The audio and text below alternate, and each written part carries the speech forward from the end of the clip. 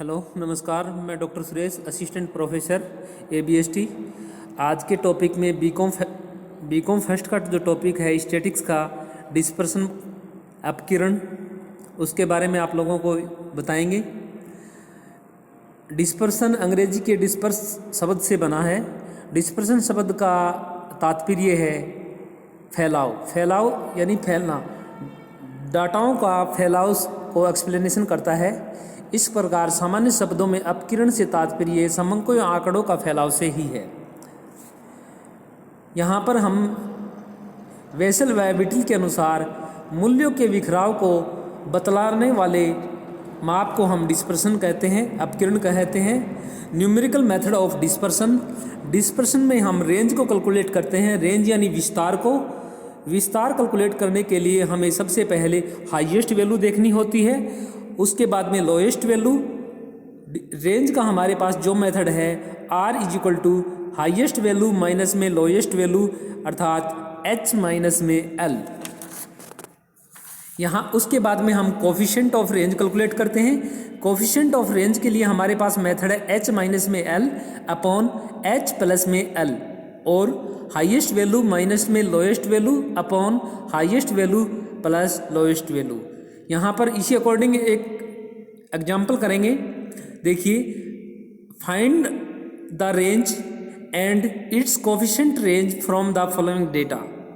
यहाँ पर हमारे पास रोल नंबर दे रखे हैं, रोल नंबर के अकॉर्डिंग मार्क्स दे रखे हैं। रोल नंबर देखिए 1, 2, 3, 4, 5, इसी अकॉर्डिंग मार्क्स दे रखे हैं 30, 16, 46, 57 और 66। यहाँ पर हाईएस्ट वैल्यू है मार्क्स की, वो क्या है 66, लोएस्ट वैल्यू 16, अर्थात रेंज हमारे पास H माइनस में L अर्थात 66 माइनस में 16 = 50। हमारे पास यहाँ पर रेंज 15। अब coefficient of range H minus में L अपॉन H प्लस में L, यानी 66 माइनस में 16, 66 प्लस 16, इसको हम कैलकुलेट करोगे तो 0.61 हमारी पास coefficient of range. Coefficient of range आ गई। उसके बाद में देखिए नेक्स्ट एग्जाम्पल में, अगर हमारे पास इस प्रकार का कोई एग्जाम्पल दे रखा है, उसमें देखिए क्वेश्चन किस प्रकार सॉल्व करोगे। Find the range, its coefficient range and from the following data. Marks दे रखे हैं हमारे पास 10, 12, 15, 18, 20। नंबर ऑफ स्टूडेंट दे रखे हैं 4, 9, 3, 11, 6। यहाँ पर रेंज का मेथड वही है।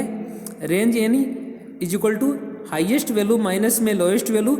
यहाँ पर हाईएस्ट वैल्यू 20, लोएस्ट वैल्यू 10, अर्थात रेंज 20 माइनस में 10 = 10। Coefficient of range H minus में L अपॉन H प्लस में L, 20 माइनस में 10 अपॉन 20 प्लस में 10। इसको सोल्व करोगे तो हमारे पास 0.33 कोफिशिएंट ऑफ रेंज। यहाँ पर हम दो ही चीज़ कैलकुलेट कर रहे हैं, रेंज और कोफिशिएंट ऑफ रेंज। मेथड के बारे में आप लोगों को समझ में आ गया होगा। रेंज के लिए हमारे पास मेथड है H माइनस में L अर्थात हाईएस्ट वैल्यू माइनस में lowest value. Coefficient of range H minus में L अपॉन H प्लस में L, अर्थात हाईएस्ट वैल्यू माइनस में lowest value upon highest value plus lowest value. इससे हम कोफिशिएंट ऑफ रेंज कैलकुलेट कर सकते हैं। यहाँ पर देखिए जो मार्क्स दे रखे हैं उसी में होगा कि हाईएस्ट मार्क्स कितने हैं और लोएस्ट मार्क्स कितने हैं। हाईएस्ट मार्क्स 20 और लोएस्ट मार्क्स 10। नेक्स्ट, अगर हमारे पास ग्रुप दे रखे हैं, उस ग्रुप के अकॉर्डिंग क्वेश्चन किस प्रकार सॉल्व करोगे। Find the range and coefficient range from the flowing series या फ्लोइंग डेटा। अब हमारे पास मार्क्स दे रखे हैं एक ग्रुप के अकॉर्डिंग 0 से 20, 20 से 40, 40 से 60, 60 से 80 और 80 से 100। इसी अकॉर्डिंग नंबर ऑफ स्टूडेंट दे रखे हैं 10, 5, 15, 20 और 30। अब यहाँ पर देखिए लोएस्ट वैल्यू मार्क्स में 0, हाईएस्ट वैल्यू मार्क्स में 100, जिसको रेड मार्क से भी किया गया है। रेंज का मेथड वही है, हाईएस्ट वैल्यू माइनस में लोएस्ट वैल्यू अर्थात H माइनस में L, 100 माइनस में 10, 100 माइनस में 10, 100 माइनस में 0, यानी लोएस्ट वैल्यू हमारे पास 0 है, तो 100 माइनस में 0 इज इक्वल टू 100। ये हमारे पास रेंज आ गई। कोफिशिएंट रेंज h माइनस में l अपॉन h प्लस में l, अर्थात 100 माइनस में 0 अपॉन 100 प्लस में 0। इसको हम सोल्व करोगे तो 100 divide by 100 is equal to 1। Coefficient of range हमारे पास यहाँ पर आ गई 1।